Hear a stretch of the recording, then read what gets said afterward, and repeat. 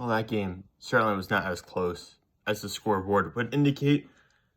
Let's talk about the Pittsburgh Steelers losing 17-27 against the Green Bay Packers. Where do we even start? For the Clemson stuff that I do, because I'm a Clemson student, obviously I record videos about them winning, losing. I write down notes for that kind of stuff. Today I just came right down to this back room and just wanted to talk about this game. It was painful to watch, most of it, with the exception of that opening drive early in the game where Pittsburgh went down and scored pretty quickly. I think it was 75 yards or 85 yards on that one drive alone. So a very well-composed team at that point in the game. Everything after that was total crap. It was awful. It really was. Green Bay did not score in the first quarter, and then they came out and scored 17 in the second quarter, and it went on from there. Now, could Green Bay have really poured it on if they wanted to? Probably. They really didn't. I mean, giving it 27 points wasn't the worst thing they could have done. I think Pittsburgh's defense could have played a lot worse today than it did, if you want to look at something positive out of this game. But, I mean, the play calling, let's start with the play calling. The fourth down play calling. So last week against the Raiders, you throw a ball behind the line of scrimmage or right around the line of scrimmage to Najee Harris. Don't even let any routes develop downfield. Just automatically turn right and throw the ball to Najee Harris. And he gets swarmed. He gets gang tackled by 3 or 4 Raiders, well short of the goal line, well short of the first down marker. Today, you throw the ball in the flat to Najee Harris, right along the line of scrimmage, and what you know, he gets gang tackled way too short of the line, way too short of the first down marker. And then later in the game, you run a stupid cross route, which is probably 1 yard beyond the line of 1 yard beyond the line of scrimmage, to JuJu. And he catches it and he falls forward for 2 yards, and he's like 2 yards short of the first down. But the depth of those targets is so low, to the point that even Najee Harris' catch might have been behind the line of scrimmage. So the depth of target is so low, no way you're going to get the first down against a defense that's expecting you to do this stuff because it's the only thing you're capable of doing. Now, I have a question. Is this because, A, the offensive coordinator is just out of his mind, and the play calling is just that bad? B, it's reflective of Ben Roethlisberger's arm talent, just the fact that his arm is totally depleted at this point in his career. C, it's reflective that Pittsburgh doesn't trust the offensive line to block at all and even hold up in pass protection for more than a second or two. Or C, is it all the above? I think it might be all the above. I think the offensive coordinator might have no idea what he's doing. I think Ben Roethlisberger's arm is shot, and I think the offensive line is terrible. I think it's all three of those things. And obviously, Najee Harris is very talented. Najee Harris is an incredibly talented back. 15 carries today for 62 yards. That's 4.1 yards per carry and a touchdown. The fact that he's able to average 4 yards per carry with this bad of an offensive line while playing close to 100% of the snaps throughout a game is reflective of just how talented he is. He's a very good running back. He was a first-round caliber player, even though I don't agree with taking a running back in the first round, especially in the case of the Pittsburgh Steelers in this situation. I do agree that Najee Harris was worth a first-round pick in terms of just pure talent alone.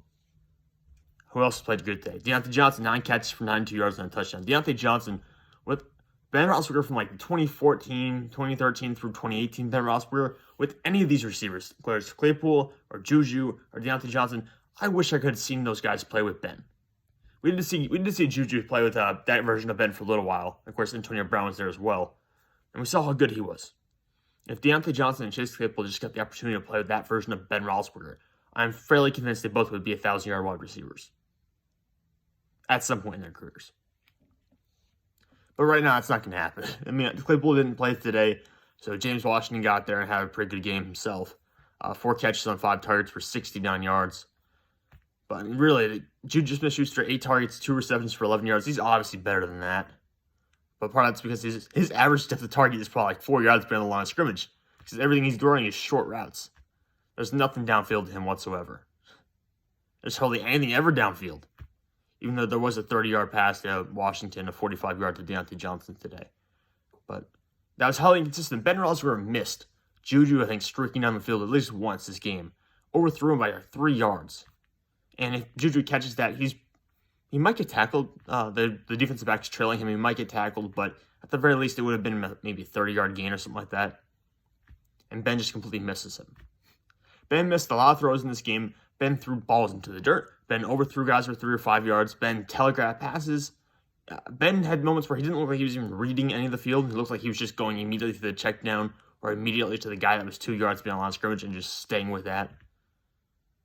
If that's what you're at Ben Roethlisberger, where you're too afraid to get hit, too afraid to hold the ball, or you just don't trust your arm to even make an accurate throw beyond 15 yards from the line of scrimmage, then you should have retired.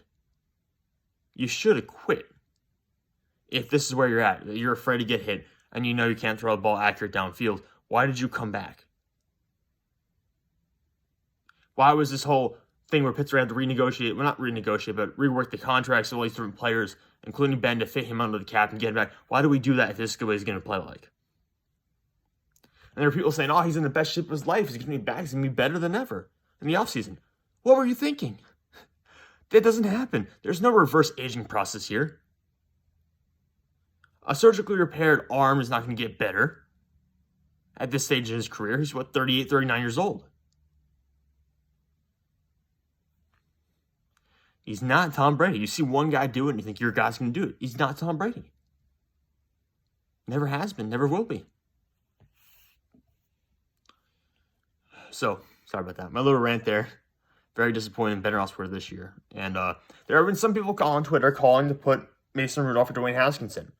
And I saw a very logical point.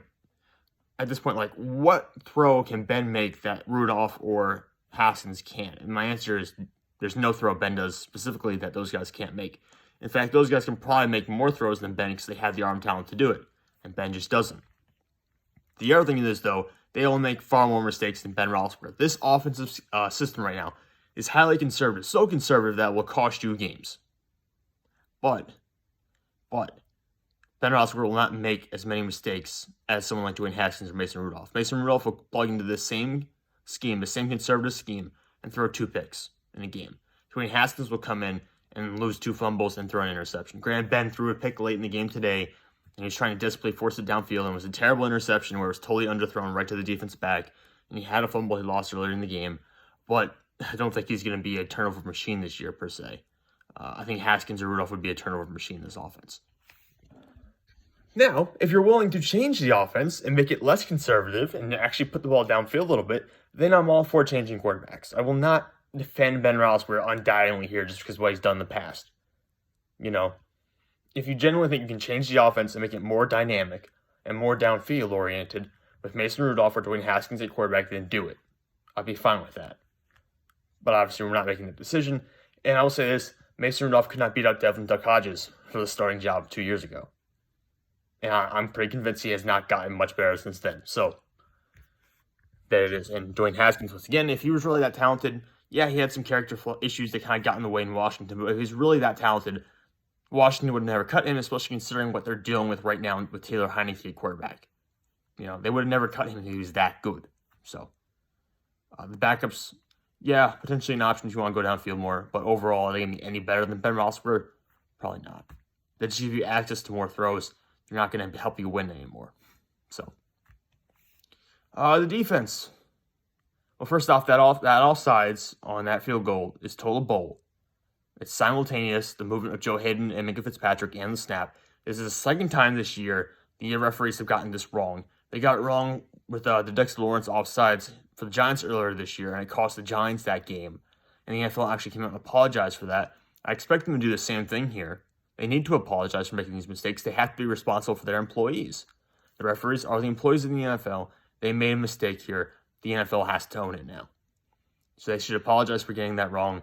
That negated, I think it was a 75-yard blocked kick return for a touchdown by Minka Fitzpatrick, who blocked the kick. The offsides was Colin Joe Hayden, who didn't even touch the ball on the actual kick. That was Minka Fitzpatrick who got the block. Even if we got that, I don't think Pittsburgh would have won. I just don't. The way Aaron Rodgers was carving up the defense, the way, Randall Cobb, of all guys, was the best receiver out there for Green Bay today. Which I suppose, kudos to Pittsburgh for holding Devontae Adams in check for most of the game. But again, if you're getting beat by Randall Cobb, like you were getting beat by Henry Ruggs for the Raiders. Henry Ruggs is a guy who had never really been consistent for the Raiders, never really been a star for them, played really well against Pittsburgh. And then Randall Cobb was really old and has not necessarily been a huge contributor so far early on in this season for the Green Bay Packers, comes out and scores 2 touchdowns. So, Pittsburgh's defense is very strange. They can do some things really well, and they come out and it looks so weird at other points in times. TJ Watt came out, had 2 sacks, one which might have been a bit of a trip, but, You live with it. Nothing you can do about it now. It happened. So TJ Watt came back and was the force they needed him to be. Cameron Hayward has 8 tackles, 5 solo tackles. He does everything they need him to do as well. The secondary pass rush, the other guys have really not been there right now from the Silks. So Devin Bush got 2 quarterback hits. Interesting to see him blitzing a little bit more and getting him a little more involved in the pass rush. Melvin Ingram, 3 quarterback hits, no sacks, but at least he's getting the pressure. I just feel like we're still waiting on someone else to get home, though. What Stephon Tuitt was doing last year, even though Stephon Tuitt was maybe not as talented or impactful as Cameron Hayward was last year, Tuitt was still getting home quite frequently. And that's what Pittsburgh misses right now. They miss Stephon Tuitt. They miss that secondary pass rush guy who will get the sacks, not just the pressures themselves. Even though I know pressures are kind of indicative of players getting sacks in the future. But and Minkah Fitzpatrick 8 tackles today.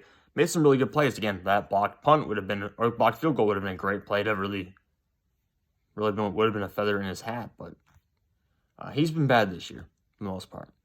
You know, if he wants to negotiate a new contract this offseason, well, he's driving down his own value currently based on how he's playing. So, you know, what are you going to do about it? Overall, oh yeah, punting the ball. Pittsburgh punted the ball late in the game. I think there was maybe 12 minutes. No, not 12 minutes. It was probably less than that at that point. Maybe there was 12 minutes left in the fourth quarter. They punt the ball back. They are down 10-27 at this point, and they get the ball back fairly quickly. But, you know, punting that late in the game, when everything's on the line, you're losing that badly. When we've seen teams earlier in the window games go for it on like 4th and 3 or whatever, just to try to get a lead. Or even when you saw Ole Miss play Alabama yesterday, Ole Miss was going for it on basically every 4th down. So they knew they needed to get those 4th downs to win the game, and they didn't. But Pittsburgh really needs to be doing more of that, especially in the fourth quarter. They need to be going for it on 4th down just because the fact is, if they're punting it away, they're not good enough right now to recover. It's not like last year where the defense might intercept the pass and might actually set them up to win the game. It's not going to happen. This defense is not that defense. It's not that good. So Pittsburgh needs to adapt a new, more aggressive philosophy in the fourth quarter specifically, and they need to adopt a new offensive philosophy as a whole, and maybe a new offensive coordinator would help as well, or a new starting quarterback. But we'll see. Thank you guys for listening. Talk to you all later.